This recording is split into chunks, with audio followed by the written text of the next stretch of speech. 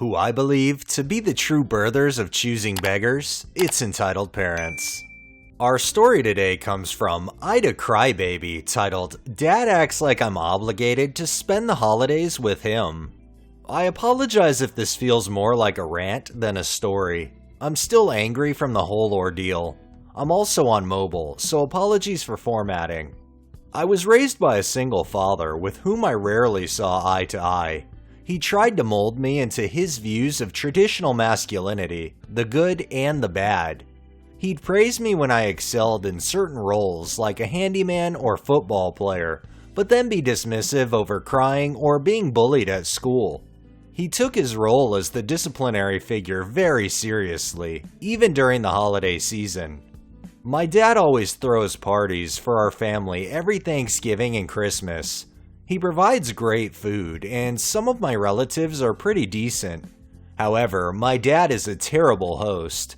He has everyone come over, including people who were toxic to be around. I swear, every year there's always some fight about the pettiest of things. All the vegans get is salad? The kids shouldn't watch anything with Santa in it. A gift card? You couldn't have just sent me money? It's like they're so obsessed with making everything perfect that anything not going their way is unacceptable. On top of all that, my dad pretty much makes the parties all about him. He tries to micromanage a lot of activities, from the movies we'd watch to whatever we made conversation about.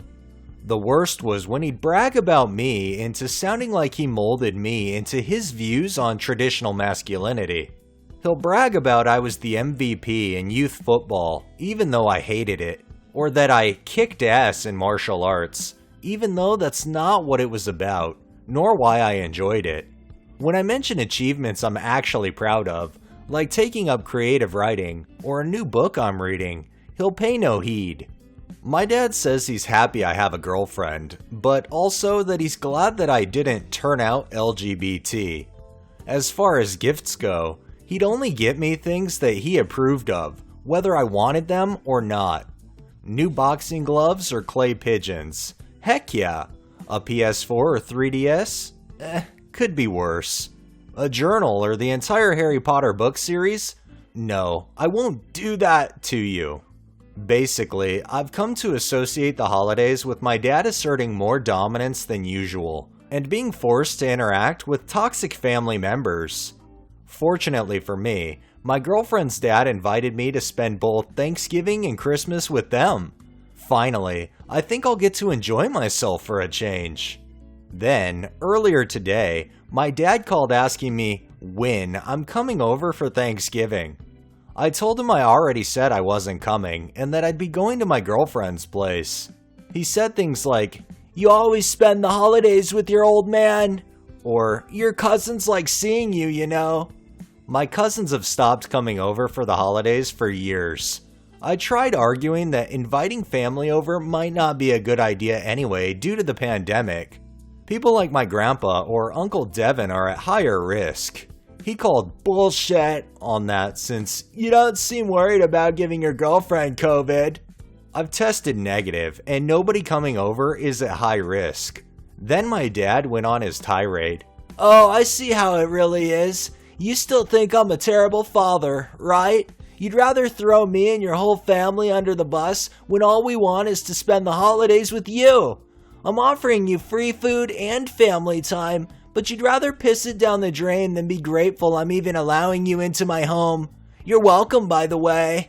I've told my dad many times how bad he makes me feel about myself or even just in general. He'd argue, "I gave you everything you needed to survive in this tough world. If I made you feel that bad, how'd you get so good at karate? You wouldn't even know how to get a girlfriend if it weren't for me." In other words, my feelings are invalid because I still succeeded in some aspects of my life. Seeing as we weren't getting anywhere, I hung up.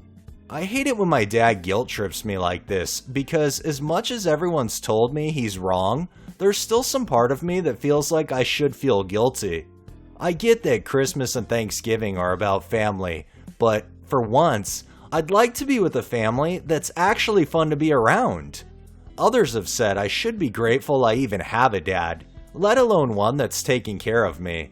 Like that's saying having a dog that barks and bites you is better than being petless. I don't know, I just want a nice holiday season for once.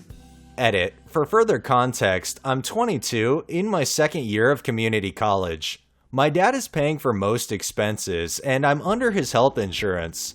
He's frequently threatened to cut me off of both, but hasn't done so yet. Also, my girlfriend's mother passed away this summer, so I want to be there to support her during the holidays.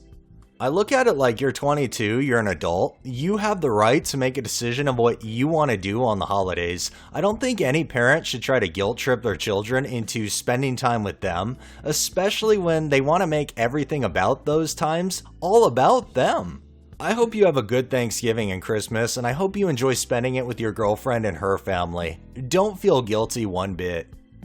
And our final story today is from Who Stole My Cake, titled, The Things My Mother Has Willingly Done to Ruin My Relationship with My Girlfriend, but ended up ruining my relationship with my mother instead. Plus an update to my last story. I've posted several stories about my mother behaving like crap towards my relationship and my girlfriend, Eva. Today has definitely ended in my and Eva's favor. My mother won't bother us anymore. My mother is a very rude, insensitive, arrogant, obtuse, openly Islamophobic and xenophobic person.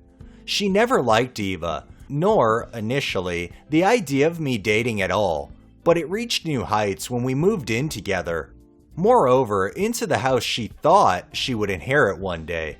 It is my grandparents' old house, and they couldn't take care of it anymore, so they moved out. My mother hates her for several reasons. Eva is of foreign descent, and her mother is a Muslim immigrant in this country. She also has a skin condition and commits a serious crime because of it, vitiligo, and being happy and proud of herself for it, rightfully, with her vitiligo over without it all the time, and being very straightforward with what she thinks about something or someone. While this might come off as flaunting it, Eva is easily the most beautiful, most amazing, and kindest person I have ever met, and I love her more than anything and anyone else. I don't even know if I deserve someone like her. Anyway, ever since my mother somehow came to terms with me dating, she was commenting all the time about how I deserve better, how she is not the right one for me, how she's only with me because I'm the only one desperate enough to like her, and how we'll break up anyway as teenage love doesn't last. Well, that was more than 2 years ago, and it doesn't seem like it's anywhere near ending. One time, she berated me for breaking my wrist when I took the shortest route to provide first aid to Eva.